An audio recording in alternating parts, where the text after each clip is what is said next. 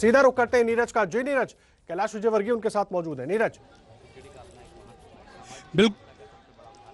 जी बिल्कुल आदर्श, हमारे साथ कैलाश विजयवर्गीय मौजूद हैं जो यहाँ के प्रभारी हैं बंगाल भारतीय जनता पार्टी के, और चूंकि जेपी नड्डा को यहाँ पहुँचना है तो इसलिए वो यहाँ पहुँचे हैं। कैलाश जी, जेपी नड्डा जी एक दिवसीय कार्यक्रम में पहुँच रहे हैं बंगाल, क्या कुछ कार्यक्रम रहने वाला है और एक मुश्ती चावल का क्या अभिप्राय निकाला जाए, क्या उसका उद्देश्य है?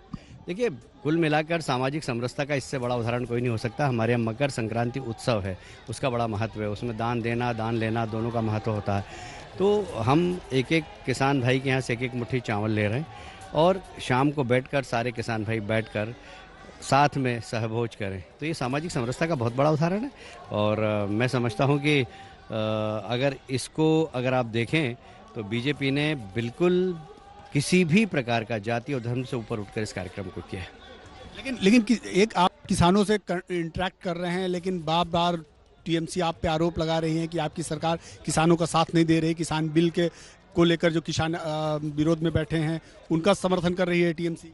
देखिए, ये किसानों का समर्थन ही है मोदी जी के लिए। कृषक बिल के लिए जो जनसैलाब किसानों का आया इतनी बड़ी संख्या में, ये इस बात को प्रदर्शित करता है कि ममता जी आपके राज में आपसे किसान संतुष्ट नहीं है, मोदी जी से संतुष्ट है। मोदी जी की तरफ आशा भरी दृष्टि से देख रहे हैं। किसान सम्मान निधि का पैसा 18,000 आज हर किसान के खाते में आता है। यदि ममता जी का अहंकार नहीं होता तो आज बंगाल का किसान मोदी जी के साथ है, कृषक बिल के साथ है। अभी जो किसान निधि को लेकर नोटिफिकेशन हाल ही में जारी किया गया टीएमसी सरकार के द्वारा, तो क्या आपको लगता है कि चुनाव नजदीक आए, इस वजह से केवल चुनावी मास्टर स्ट्रोक है?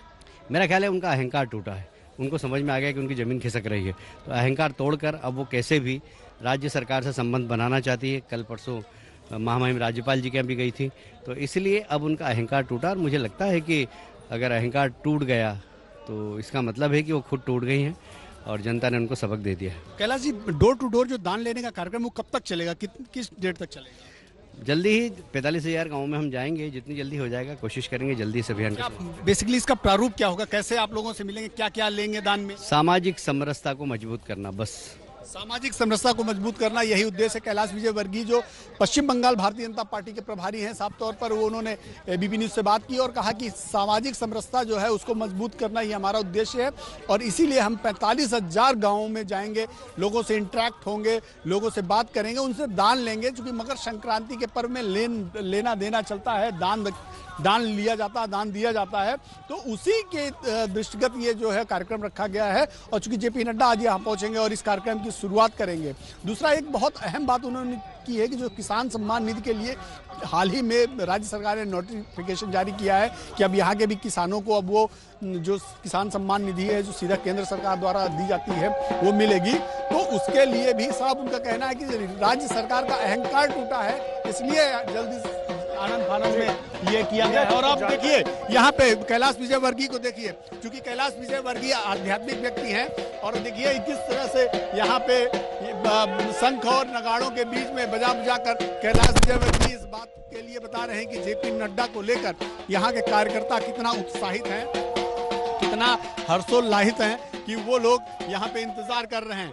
खुद यहाँ पे नगाड़ा बजाकर कैलाश जी ने इस बात का संकेत दिया है कि हम लोग जेपी नड्डा, मतलब जो कार्यकर्ता है भाजपा के, वो लोग जेपी नड्डा के स्वागत के लिए यहाँ इकट्ठा हैं और उनके अंदर एक उत्साह है कि जब यहाँ जेपी नड्डा पहुँचेंगे तो वो लोग इसी तरह से इसका स्वागत करेंगे।